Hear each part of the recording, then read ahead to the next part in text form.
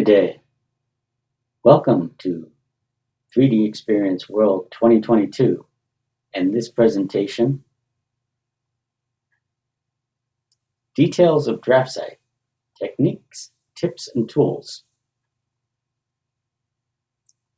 In this presentation, we're going to have three major topics: techniques, tips, and tools of DraftSight, introduce you to a few things that you may or may not know, and we'll introduce you to other resources out on the web where you can further your education about proper use and enhanced use of DraftSight. I'm John Nolan. I'm a senior applications engineer at Solid Experts. We have an office here in Nashua, New Hampshire, and we're based from Montreal, Canada. Now, my engineering degree is a BS&E from UMass Lowell, but I had dual minors in both mathematics and programming, and thus I was destined for the CAD industry at some point. Now, in fact, I've been going multiple decades in various cycles between design engineering and working directly as a CAD industry employee. I actually learned VersaCAD, which is very much a 2D DraftSight type product, back in 1985. As a co-op student in the automotive industry. Now, over those multiple decades, 24 years of those, I've been design engineering at a variety of different firms, anything from automotive components to high-tech infrared optics, old school broadcast antennas, television, radio, and so forth. Factory automation systems like you'd find in You'll Play Yogurt or Hershey chocolate factories, microwave components of various types, and even NASA satellite instruments. Now, over in the intervening years, I was actually part of the SimLogic team, and we had built at the time toolbox for AutoCAD, and that is very much the same whole wizard toolbox that you have in your DraftSight today. Now, I was working on that in 1998, and a few years later, SolidWorks bought whole wizard toolbox and the entire SimLogic company for that matter. While I was working at SolidWorks Corporate Direct, I was in fact in charge of some of the enhancements for DWG and DXF import and export and similar type functionality as part of the annual enhancements that you get with SolidWorks versions. I'm in fact a certified SolidWorks professional, and I'm also an instructor. And among my duties here, I'm also certified for a number of things, including 3D Experience products and much more. The first thing we're going to talk about is basic operations of DraftSight, how to start making your first DWG files in DraftSight itself. Now, one of the things of note here is there are multiple items to a DraftSight graphics environment. We have the main graphics window where you do all your drawing. We have the ribbon interface where a lot of your commands live. And on the right-hand side, there's the properties panels and other things. And at the bottom is the command window. As I mouse over the different tools, we get tooltips and stuff. And so for things like line, we know in advance what we're doing. And DraftSight, like all DWG editor products, is very much a coordinate-driven system. Right? So you draw your lines coordinate to coordinate. Right? So in this case, 0, 0 being the origin of the DWG file. And then I can say, okay, go 6 units in X, 0 units in Y, and giving myself a 6-inch line or perhaps a 6-millimeter line. Right? Now, in fact, more or less, DWG files are unitless. Right? So the values are not either inches or metric. We don't have to type the units in, IN or MM. It's just you scale them based upon other entities that you add, such as title blocks and so forth. Now, notice in this case, to return back kind of towards the origin where we came from, we enter negative X values. Right? So positive X being in the right-hand direction, and negative X being in the left-hand direction. And notice with the quick import offering in DraftSight, I can see as I'm drawing my line with my mouse cursor approximately where I'm at. And even without the ortho projection on and stuff, I can kind of see directly as I'm mousing around what my alignment is.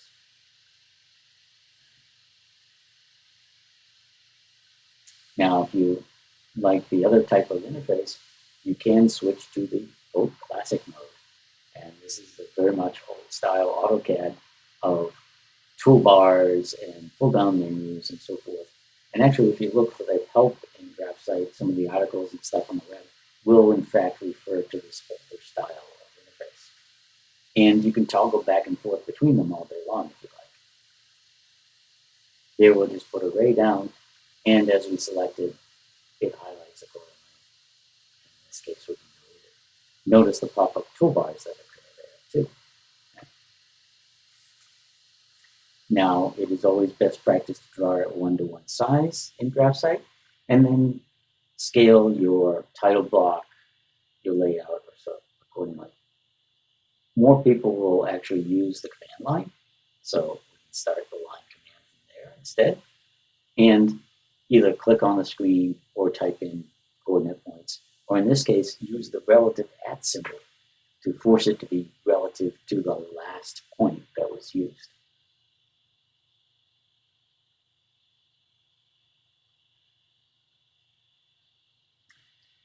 Now, the properties panel on the left-hand side, so let's select on that, will show you those coordinates that you've created for that line.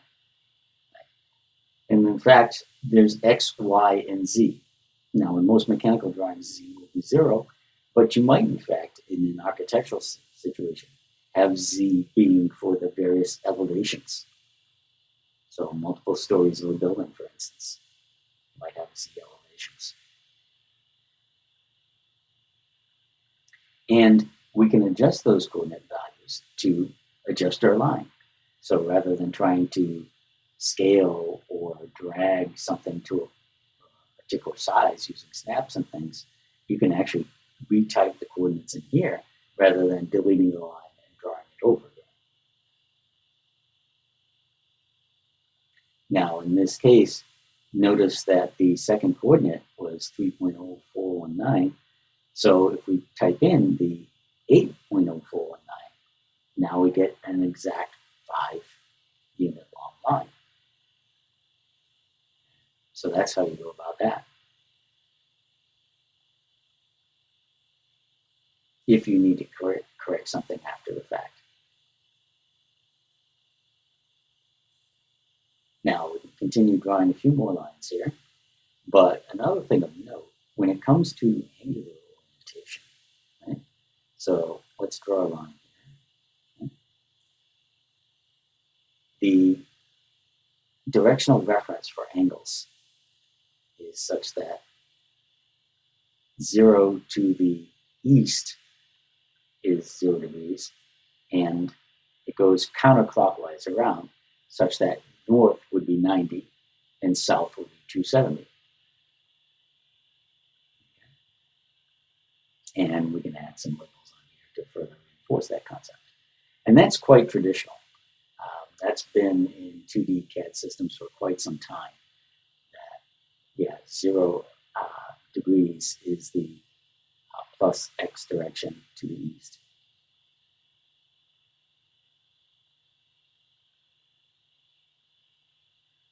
And in this case, we'll label the upright as the 90-degree location, further verifying that. Okay. Now, in fact, in DraftSight, you can change that around if you really desire to. Okay. So if we click on the logo of the application itself, and there is an options tab there, right? So click on that. And here we have options for everything, where file locations are, system options, all that stuff. But down here in drawing settings is your unit system. And it shows very much 0 at the easterly direction and moving counterclockwise, because clockwise is not checked. The length units are decimal, angle units are decimal. And here, really, the only reference to units is what are the units of other blocks we insert into our this case, those would be inches. But the entities themselves, we don't type IN or NN for them. They're just whatever value. Now notice here with window select, there is two different behaviors depending on the direction you move your mouse. If we go left to right, only the two lines that were fully in the window get selected. If we go right to left instead, any of the lines that the window touched get selected, right? So two very different behaviors. Left to right is fully enclosed. Right to left is merely touching. Now, in general, when you left click on a series of lines, arcs, whatever, you're building a little like selection group, temporary group. If you need to deselect something, hold the shift key and left click it again to deselect it as some. Now, furthermore, we can change the properties of all those things in the selection at one time. In this case, we can apply a different line type to it. Right? And we can even go load one we haven't used in this drawing yet. Right? So we can load the centerline style from the application itself, apply that to a DWG file, and apply that line style to our selection set, just like that.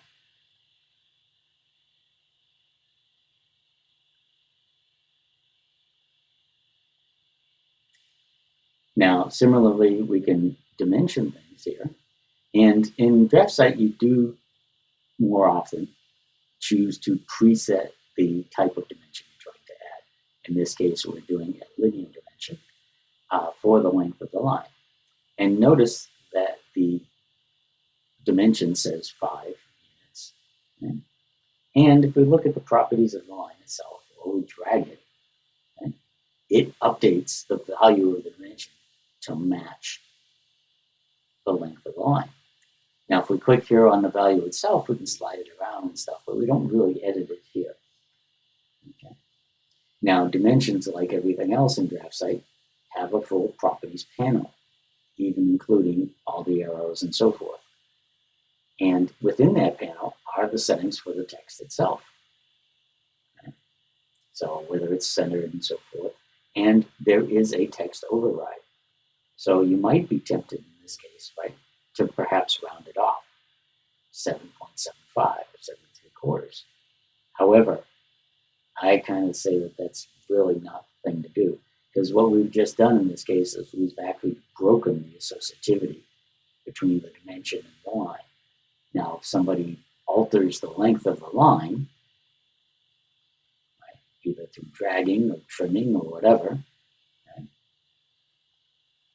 notice the value of the dimension did not update as it had before, because that was a text override. And if we look at the properties of the dimension, yes, the measured value is quite different than the text value now.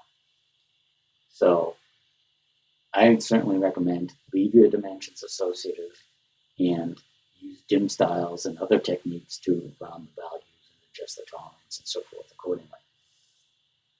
There are better ways to go about that. So for basic DraftSight techniques, choose or toggle between the UI modes as much as you want. Right? Drafting in annotation mode, the kind of newer Microsoft ribbon style. Classic being the old style toolbars and pull-down menus. Always draw your items one-to-one scale, and then scale your title block, layout, whatever, to get the proper size on the printed page or in the finished PDF file. Right? Drawing is very much point-to-point. DraftSight, like most 2D DWG editors, relies on X value, comma, Y value coordinate entries. Right? And if you want to be relative to the last point, you can prepend it with the @ sign to make it relative to the previous point rather than the 0, 0 of the DWG file itself. And of course, grid and entity snaps make drawing and ortho mode make drawing straight and properly horizontal and vertical much easier. The properties panel is not only good for finding what properties a line might have, whether it's a layer or color or that sort of thing, but also shows the coordinates and gives you quick entry way to edit those lines back to the proper position and size. Again, angular direction in DraftSight by default is at the east right-hand position and going counterclockwise 90 to the north. Again, settable by the user. Window selection, a lot of people don't realize till it's pointed out to them, behaves differently whether your mouse is moving left to right or right to left. And there's advantages either way. Right? If you click too many things when you're multi-selecting with your left mouse button, use the Shift key to click it again and thus deselect it. And remember, dimensions are meant to be associative. Let them be driven by the value of the entity, and then adjust the entity to update the dimension accordingly. Now, here's a few other tips about using DraftSight in a more efficient manner.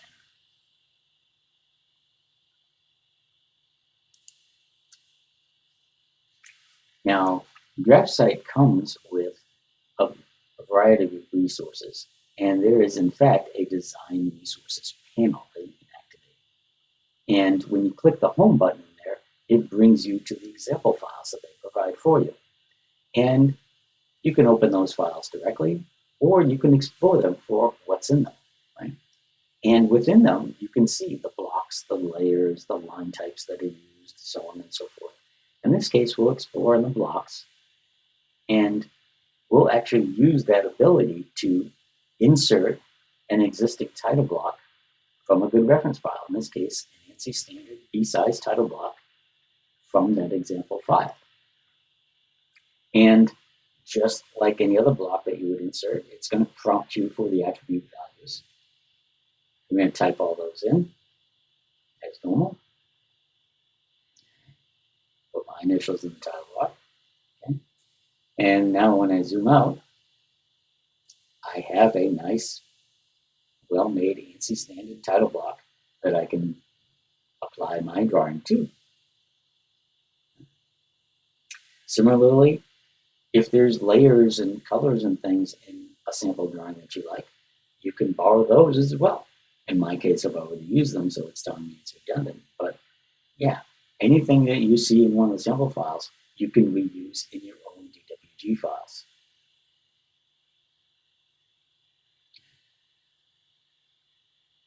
Now, another nice use of DraftSight. So here we have a problem DWG file we downloaded from the internet. We wanted to make it into a 3D model, but our 3D application says invalid file.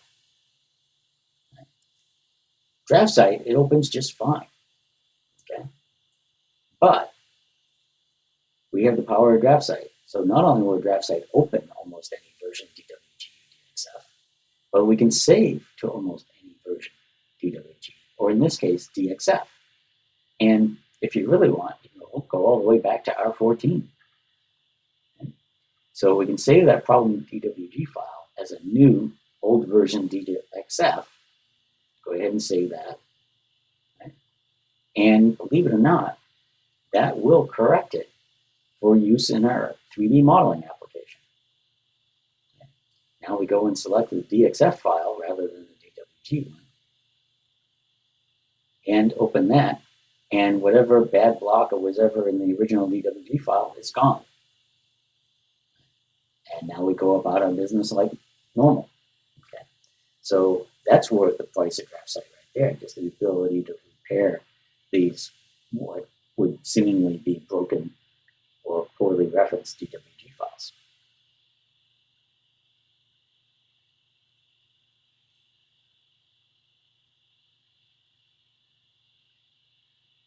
Now, there are a number of add-ins that come along with DraftSight. And just like SolidWorks or any of your modeling applications, right? You can have those come on for every session or independently at this particular session. Right? And so I've got, for the electrical product, I could turn that on if I wanted to. Or probably more appropriately in this case, I might turn off the ones that I don't need or that I don't routinely use. Right? So in this case, Topo Tracer, which is for mapping utilities, the G-code generator, which I'm not using right now, and the SVG file, image file processor, we turn those off. And in this case, I'll click OK. And now my DraftSight will use less system RAM the next time I run it, and even this time for that matter. Now, you might get some Windows errors when you try to do that. So one of the things that may be required, and it actually tells you in the error message, is right-click, go to More, and then Run as Administrator when you launch DraftSight. That's the secret to being able to turn those add-ins on and off and set them accordingly. Right? So before you launch the application, go browse for it, right-click on it, More, and then Run as Administrator.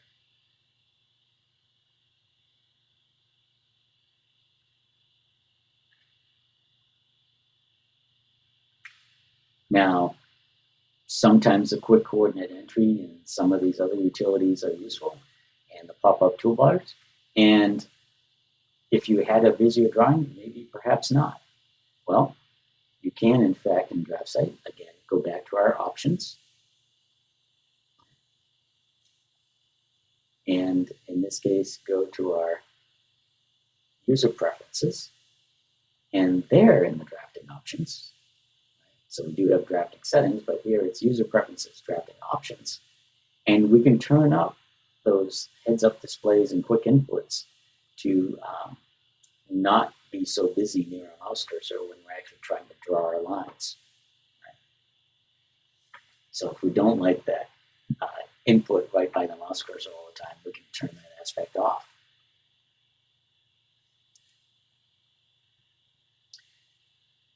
And we can use the ortho modes and stuff via the buttons at the bottom of the screen to more properly draw our lines in horizontal and vertical fashion. Now, maybe some of the toolbars and other things are in the way. The ultimate mode is Control 0. And now we've got a full screen mode for DraftSight, and we can still get to our commands from the pull-down menus. Okay? But all the toolbars and panels and those sorts of things are hidden away such that we maximize on the graphics screen. And if we want to get back to those commands, Control 0 returns you back the other way, bringing back your toolbars, ribbons, and panels as needed. Now, the ultimate in keyboard commands is not only can we type our DraftSight commands in there, but with the shell command in DraftSight, we can make the command line in DraftSight an actual Windows shell. And we can launch Windows OS commands right directly from within DraftSight, not having to minimize the window or see our taskbar or anything else. So, for those who are real keyboard fanatics out there. Now, video cards, zoom in and out much cleaner than stuff than they used to in the past. But with a big architectural drawing, maybe I'm working on this floor plan for our office suite here. I can create a named view of that, such that I don't have to zoom in and out all the time. Right? I can go directly to it, and literally, you just give it a good name, right? Such that you remember what it is. And in this case, we can say office suite. So this is our office portion, right? We're only one suite in the middle of this first floor of this multi-story building. And no matter how I'm zoomed in and out on the file, even if I'm off to the side of looking at different floors or whatever, I can use that name view and in 2 clicks, come back to where I was working. Right? And I'm at the same zoom level and so on and so forth. Right? So that's kind of an old school utility that people forget is there. And it can be quite useful in today's video cards.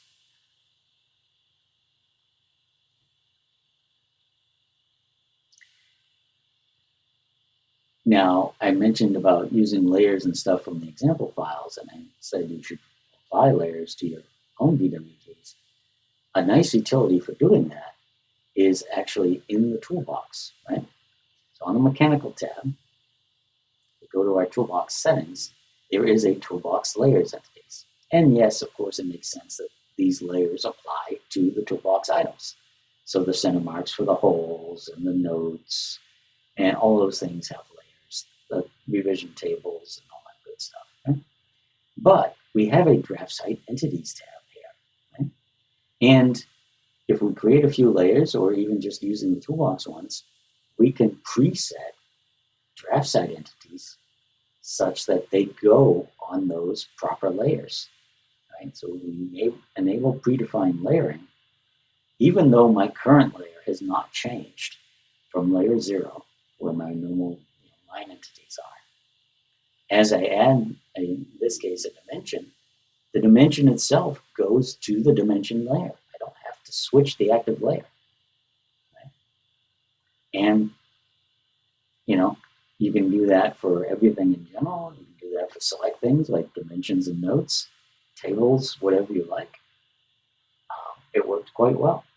And in this case, yeah, let's do that. We'll add a reference note here, like you would normally have in a drawing. And position it in the DWG space.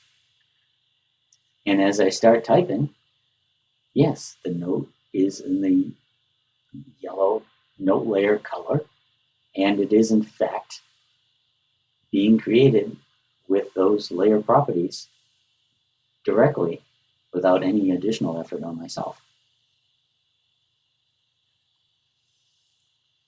Okay. So use toolbox layers in that enable preset option to get more professional looking DWG files. Again, take advantage of the examples they give you, borrow the title blocks and layers and line types if you like them. Right? Use the ability to save to any version DXF. Whether you need to go to R2000 for a laser cutter or something like that, or in this case, put it all the way back to R14 such that you can import it to another modeling application that may have trouble reading the DWG file. Turn off some of the add-ins you don't use. Optimize your RAM footprint when you're working with DraftSight. If you don't like all the activity at your mouse cursor, you can turn some of those options off. And for the ultimate, Control 0, go full screen mode and maximize your graphics window while you're working and drawing individual entities. Okay. Create name views to quickly get back to a particular zoom level, right? Or zoom location. And certainly use the layer entities to preset your layers and stuff as you go without so much active layer switching on your behalf. Take advantage of all those utilities as you can. Now, continuing along, there are a few DraftSight tools and panels that a lot of people kind of see initially, but fail to take long-term advantage of. And let's point a few of those out.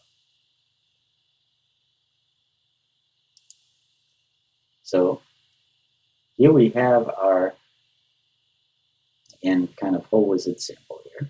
And there are some tapped holes, right? So you can kind of see by the outer dashed line circle. And if I edit on that, sure, it verifies that there are 4 1032 tapped holes from the ADC inch standard here, created near size to a blind depth, right? And it's got all the parameters for the hole. And sure enough, if we click on the settings for Toolbox, yeah, the ANSI standards, both inch and metric, are built in, BSI, DIN, ISO, JS. And you can copy any of those to make your own custom company standard, perhaps adding or removing sizes as needed.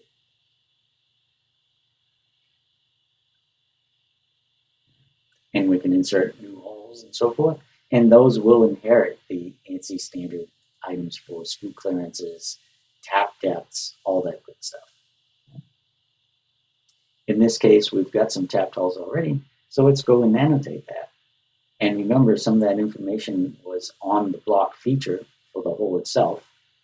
So as I draw the leader out and place it, the text is automatically generated for me.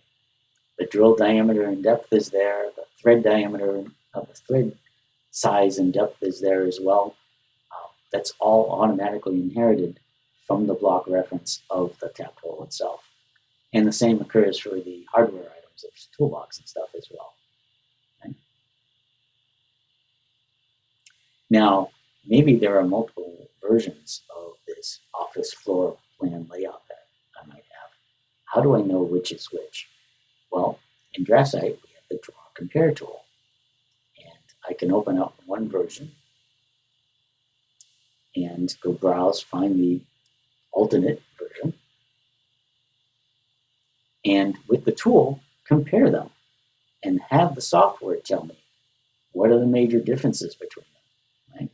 So particularly on a larger drawing like this, you might not easily see where things have been added or removed, and we can filter those accordingly. Right? And so we can see major changes to the floor plan or smaller changes to the floor plan that might not otherwise be easily found. So great little utility, particularly if you have DWG files that came from somewhere else. Now here we have a little 3D model keychain that we're going to print on our 3D printers as a giveaway for a company here. And how do I get that block file? Well, in DraftSight, we can attach an image, and I can go browse for our company logo. Okay. And I'm just going to attach that to the DWG file. And most any image format will work. All right. I'm going to click OK. And in this case, notice it's not even the transparent one. Right? It's got the full color of the image. Now I'm going to apply the image tracer tool. Now it does have some basic directions there. Turn off your e-snaps and so forth. And then the next thing is pre-select the image type that you're dealing with, in this case a logo. And we can go ahead, window select the portion that we want. In this case, I don't particularly care about the perimeter. Right? I just want the interior outlines. And I can adjust the image profile to see if I get a slightly better result. I can turn up the transparency of the image so I see the actual DWG entities that I'm getting. And when I like the result, I can go to the Advanced tab, and there are some additional options here for how it detects things. Probably here the better thing is the smoothest percentage, and you can adjust that up or down to see if you get a better result. And when you're satisfied, click OK. Right? And now those are all polyline segments, lines and arcs, whatever you want. And we can export that out as an image format again, okay? Or DWF or other things. Or perhaps more appropriately, dump it out as a new DWG file. Okay. We're actually going to use it as a block in our other CAD program. Set the units, go ahead and save it. Right? And it's going to save just the DWG entities for us. Right? And then in our other program, we simply insert block and reference that DWG file from DraftSight, and there you go. Now we've got a nice sketch outline perimeter that we can extrude and make our 3D print part file from. So a nice little utility. And you can use that for just putting company logos and title blocks. There's all kinds of uses for the image tracer. Now here I'm doing some projected view work, right? And so I'm using rays to kind of project the locations of the holes from the top view to the side view there, right? And I'm just, letting those lines project infinitely across. And normally in DraftSight or AutoCAD for that matter, you could trim, select your cutting entries and so forth, and your trim lines, and select, trim, so on and so forth, right? But in DraftSight, we have a better option, okay? Type down here at the command line, power trim, okay? And this is kind of the electric eraser for DraftSight. Just click and drag your mouse, and wherever the cursor touches, it trims and automatically bounds it to whatever surrounding entities are there. Okay? And so that's really slick. So you can create all the construction lines that you want, project across views like this, um, and then trim back to what you need, ideally. Now, we could linear dimension each one of those specifically, right? But if we create a dimension bound here first, right? Then we can run the auto dimension command. So the bounding box, what it does is kind of tell DraftSight what region of the DWG that we want to auto dimension rather than having it apply to anything. And in this case, we're going to use baseline. You could use ordinate. You can use continuing dimensions. You can reset the origin if you want of the references. And in this case, we'll preview it. Now, you may get more dimensions than you need, but certainly take them, and you can always delete the ones you don't need. Or in this case, we can simply move them around.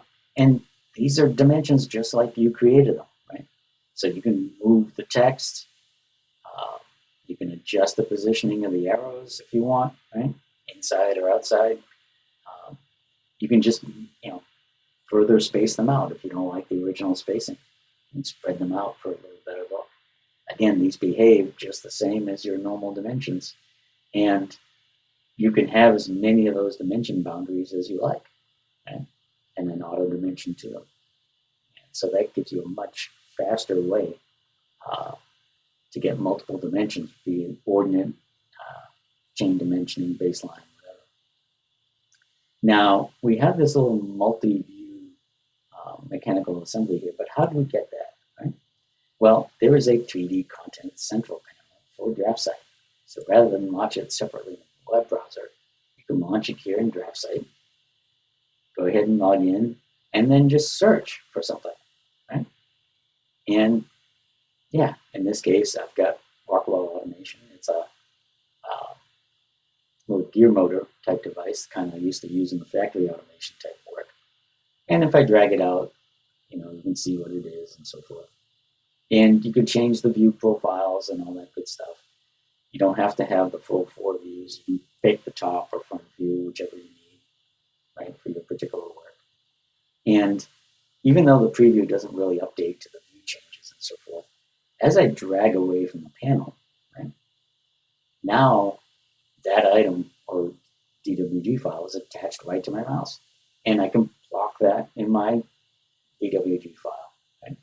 Now, rather than try to drag with the mouse and size it accordingly, set your scale angles at scales and so forth at the keyboard, command line rather, and go about your business. One of the other things people don't use a lot of is the table generator. So rather than import a table from Excel and have it kind of give that OLE object look, DraftSight has a very good table generator, and it creates it as DWG entities, complete with notes and columns and so forth. So in this case, I'm going to up the rows and columns to 4. And click OK, and have a title region. And I'm going to make my own form of column table in this case, right? So as I type in each cell, or double click in the cell, I can edit the note for that cell label. Okay. So I've got the title, and then I can do each of the column headings accordingly. Right? Item and quantity.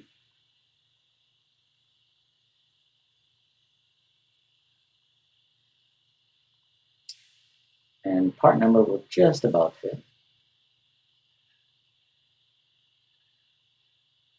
But then as I come to the last column, as I type description, it's going to overflow the box here. Right? And that's okay. Go ahead and type it anyway. And now that I'm done, I can grab on that side panel and I can spread it out to give that column the width that it needs to suit my desired appearance. Now, I've already created one on the right-hand side there that's fully populated out. And the nice thing, once you've done it here and typed all that information in, now I can go the other way. I can export the table to Excel. So perhaps purchasing or manufacturing or whatever doesn't have a seat of DraftSight, doesn't like to review everything from a PDF file, you can dump that table information back out into an Excel or CSV file if you like, such that people without DraftSight can make better use of it. Okay? So all that information that you would bother to type in isn't necessarily lost and exclusive to just the DWG file. So again, make use of Whole Wizard and Toolbox.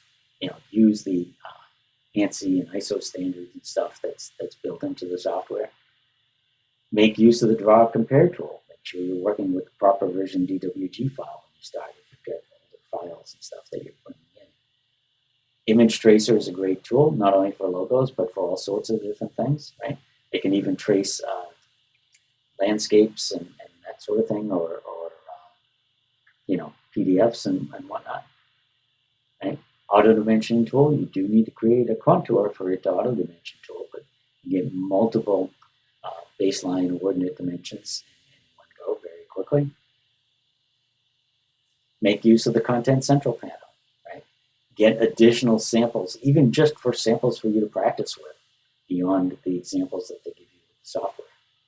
And certainly use the power trim to avoid all the extra clicks when you're trimming your lines, either for projections or other different uses. Now, DraftSight being the popular product that it is with millions of users out there, there are resources all over the internet, right? So not only do you have resources that you pick up at a conference like this, but elsewhere on the web. There is a full DraftSight community. It's moved to the 3D Experience Cloud platform now, right? But if you have an existing customer portal sign-in, that should work. And you can create a free sign-in. Also on YouTube, there's an official DraftSight channel. And you can find YouTube videos from Dassault DraftSight directly and from other DraftSight buyers like Solid Experts. There are independent engineering forums out there that have DraftSight categories. So engineeringtips.com is one that I've referred to quite a bit, actually.